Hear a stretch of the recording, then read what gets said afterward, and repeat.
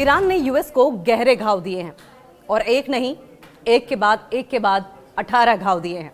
और ये घाव भी ऐसे हैं जो धीरे धीरे करके अमेरिका के लिए नासूर बनते जा रहे हैं।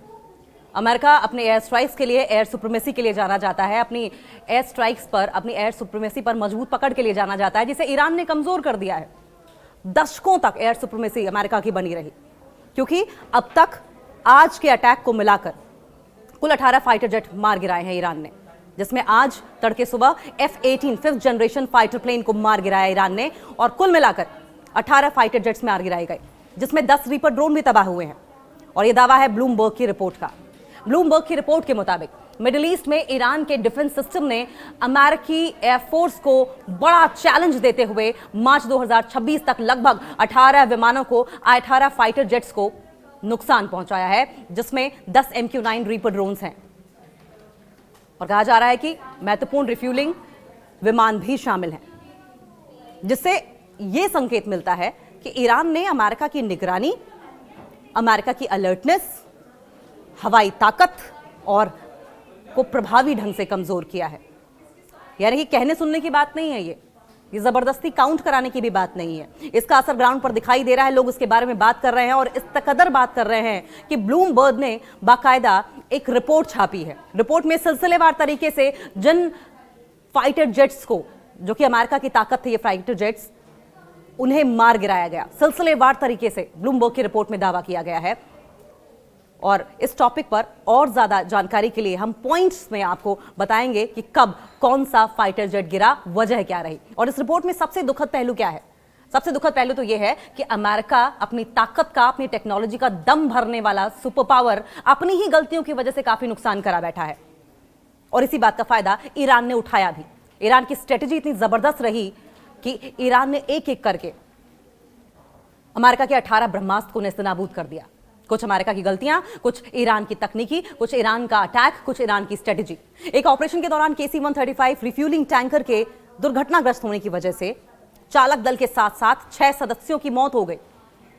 गलती किसकी? अमेरिका की, अमेरिका की टेक्नोलॉजी की, उस टेक्नोलॉजी को हैंडल करने वाले लोगों की। तो अगर इसको ऐसे देखा जाए कि क्या अमेरिका के निगहबान उन्हीं में खामी है, तो गलत नहीं होगा।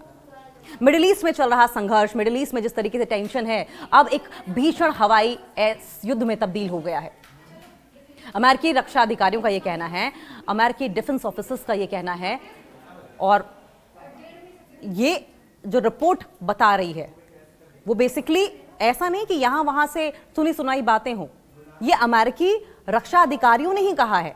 उसी के बेसिस पे रिपोर्ट ये आपको बता रहे हैं हम। ईरान के खिलाफ अभियानों में अमेरिकी वायुसेना को, अमेरिकी एयरफोर्स को न केवल दुश्मन के हमलों से, बल्कि तकनीकी खराबी और आपसी तालमेल की कमी कारण भी बड़ी क्षति उठानी पड़ी है। देखिए, अमेरिका तो कवर अप करने की कोशिश करेगा ही। अब अमेरिका अपने नुकसान को छुपाने की कोशिश करेगा, क्योंकि जिस पैमाने पर ईरान ने अमेरिका को नुकसान पहुंचाया है, अमेरिका अगर मान लेगा तो अमेरिका की दुनिया भर में नाक कट जाएगी। और यही वजह है कि कुछ ईरान के अटैक्स को वो जायज ठहरा रहा है, सही बता रहा है, वही कुछ कह रहा है कि खामियां, ह्यूमन एरर्स हैं, टेक्निकल प्रॉब्लम्स हैं। और ये रिपोर्ट ऐसा नहीं है कि सिर्फ ब्लूमबर्ग ने छापी है, CNN की रिपोर्ट भी ऐसा ही कहती है।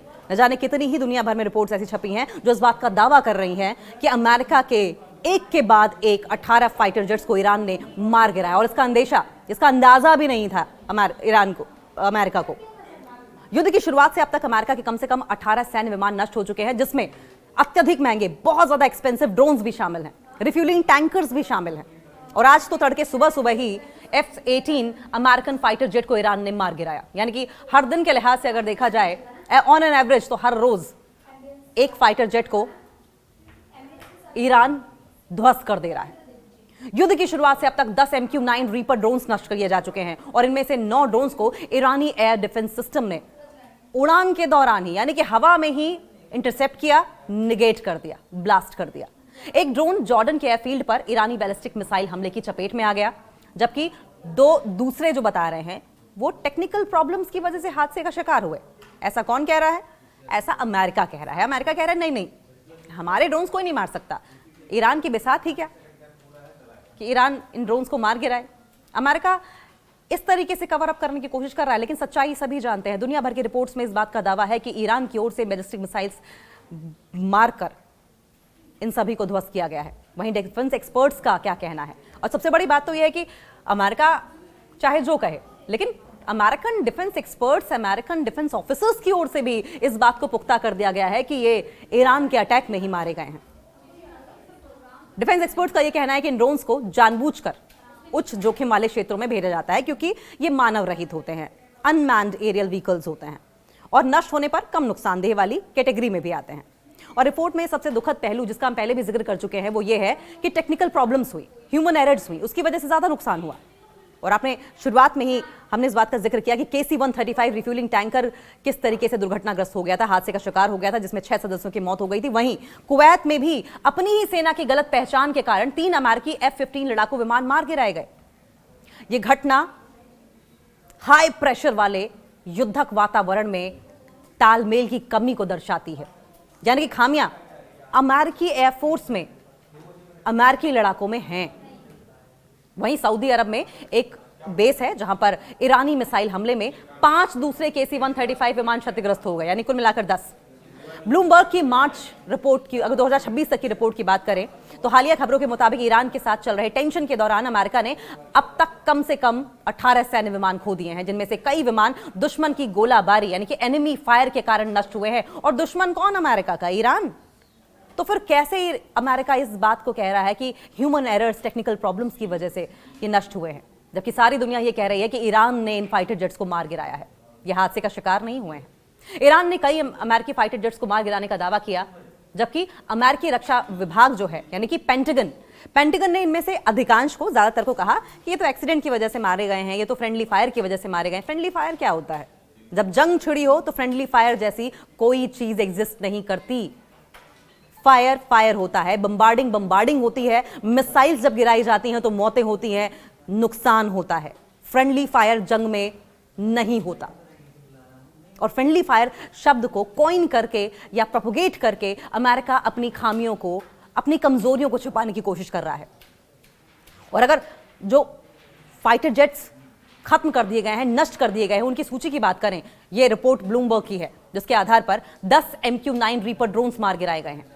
रिपोर्ट के मुताबिक ईरानी एयर डिफेंस सिस्टम ने कम से कम 9 से 10 ड्रोन्स को हवा में ही इंटरसेप्ट किया, नेगेट किया, मार दिया, जिसका मतलब यह है कि ईरानी मिसाइलों का, ईरानी रॉकेट्स का प्रिसिजन बहुत अच्छा है। उनकी घात लगाकर मार करने की क्षमता, सटीक वार करने की क्षमता बहुत अच्छी है। ये कैपेबिलिटी में महारत हासिल कर लिया ईरान ने, जबकि 2 अन्य टेक्निकल प्रॉब्लम के कारण एक्सीडेंटली डिस्ट्रॉय हुए हैं, ऐसा अमेरिका कह रहा है। Number 3, 3 F-15 strike eagle destroy किए हैं ईरान ने। कुवैत में एक फ्रेंडली फायर, अपनी ही सेना की गलती से गोलीबारी हुई, ऐसा अमेरिका कह रहा है। इस घटना से 3 F-15 जेट्स नष्ट हो गए। वहीं 1 KC-135 स्ट्रैटो टैंकर इराक के ऊपर ईंधन भरने गया था, रिफ्यूलिंग के दौरान ये टैंकर दुर्घटनाग्रस्त हो गया। इसमें क्रू के सभी 6 के 6 सदस्यों की मौत हो गई। कमाल है, जितने भी ड्रोन्स खत्म हो रहे हैं वो सब हादसों का शिकार हो रहे हैं, ह्यूमन एरर का प्रॉब्लम है, टेक्निकल प्रॉब्लम है। ईरान द्वारा मार गिराने के दावे, देखिए ये बात किसी को हजम नहीं हो रही कि अमेरिका बार बार ये कह रहा है कि उसके फाइटर जेट्स इसलिए हादसे का शिकार हो रहे हैं क्योंकि उसमें तकनीकी खामी थी, ह्यूमन एरर था। अभी तक तो ऐसा कभी नहीं हुआ। और जब अब अमेरिका बैकफुट पर आने लगा तो इस तरह के टेक्निकल एरर्स, टेक्निकल खामी आने लगी, जबकि F-35 fighter jet, 5th generation fighter jet, दुनिया का ब्रह्मास्त्र कहा जाने वाला था। ज्यादातर जंगों में F-35 फाइटर जेट्स हमेशा हेरोइक कैटेगरी में रखे गए हैं। और ईरान के सामने जब घुटने टेकने को मजबूर हुआ F-35 फाइटर जेट, तो उसमें ह्यूमन एरर आ गया, टेक्निकल खामी आ गई। ईरान के इस्लामिक रेवोल्यूशनरी गार्ड कॉर्प्स यानी कि IRGC ने हाल ही में कुछ जेट्स को निशाना बनाने का दावा किया है। एक एक करके सबके बारे में हम आपको बताते हैं। F-18 सुपर हॉर्नेट, 25-26 मार्च 2026 को ईरान ने दावा किया कि उसने चाबहार क्षेत्र के पास, इस रीजन के पास एक अमेरिकी F-18 जेट को मार गिराया है। उन्होंने इसका एक वीडियो भी जारी किया है। अब अमेरिका कह देगा ये वीडियो तो फेक है, ये तो गलत वीडियो है, ये तो AI से बनाया गया है। लेकिन अमेरिकी सेंट्रल कमांड सेंटकॉम ने इस दावे को पूरी तरीके से झूठा बताया है, जो कि हमेशा होता भी आया है।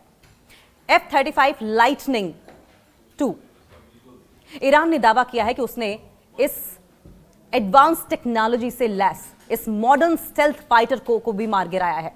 स्टेल्थ फाइटर वो होते हैं जिसको रेडार भी इंटरसेप्ट नहीं कर सकता, और इनके तमाम स्टेल्थ फाइटर्स को अगर इंटरसेप्ट करके निगेट किया जा रहा है, इससे आप अंदाजा लगा सकते हैं कि ईरान की मिसाइल पावर कितनी है।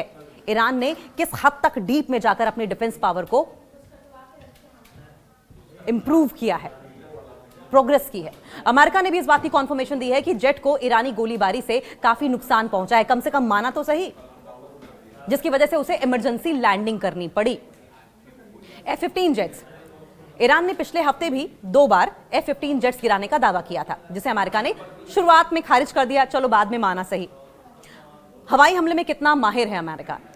अमेरिका अपनी एयर सुप्रीमेसी के लिए जाना जाता है। आमतौर पर अमेरिकी वायुसेना, अमेरिकी एयरफोर्स किसी भी जंग में एयर सुपीरियरिटी हासिल कर लेता है, लेकिन अब की बार ऐसा नहीं हुआ। अब की बार ईरान ने मामले में चैलेंज साबित हुआ है। ईरान ने ऐसा चैलेंज साबित किया है, ऐसा चैलेंज दिया है अमेरिका को कि अब अमेरिका, जो कि अपने डिफेंस पावर के लिए जाना जाता है, जिसके डिफेंस इक्विपमेंट्स दुनिया भर में सप्लाई होते हैं, अब उन पर सोच विचार करने पर मजबूर हो गया है। अमेरिकी अधिकारियों ने माना है कि उन्हें केवल रीजनल लेवल पर एयर स्ट्राइक्स में महारत हासिल है, यानी कि ईरान के पूरे आकाश पर उनका कब्जा नहीं है। कुछ छोटे छोटे इलाके हैं जहां तक बहुत मुश्किल से अमेरिका पहुंच बना पाया है, और वहां पर भी ईरानी मिसाइलों ने अमेरिका की हालत पस्त कर दी है, हालत खराब कर दी है। हाल ही में एक एडवांस टेक्नोलॉजी से लैस एक मॉडर्न अत्याधुनिक F-35 फाइटर जेट को ईरानी गोलीबारी का शिकार होने के बाद इमरजेंसी लैंडिंग करनी पड़ी। हालांकि पायलट अपने आप को बचाने में सक्सेसफुल रहा, सुरक्षित बाहर निकल आया। और अब ईरान ने अपने साउथ पार्स गैस फील्ड पर हुए हमलों का बदला लेने के लिए कतर और सऊदी अरब के ऊर्जा ढांचों पर, एनर्जी इंफ्रास्ट्रक्चर पर हमले तेज कर दिए। हॉर्मुज जलडमरू मध्यस्थ जैसे इंपॉर्टेंट मार्गों पर, ये जलमार्ग हैं, इन इंपॉर्टेंट वाटरवेज को सिक्योर करना अमेरिका के लिए बहुत बड़ा चैलेंज है, और ये बहुत डिफिकल्ट भी है, क्योंकि ईरान के एक्टिव एयर डिफेंस सिस्टम वहां लगातार अमेरिका के लिए खतरा बने हुए हैं।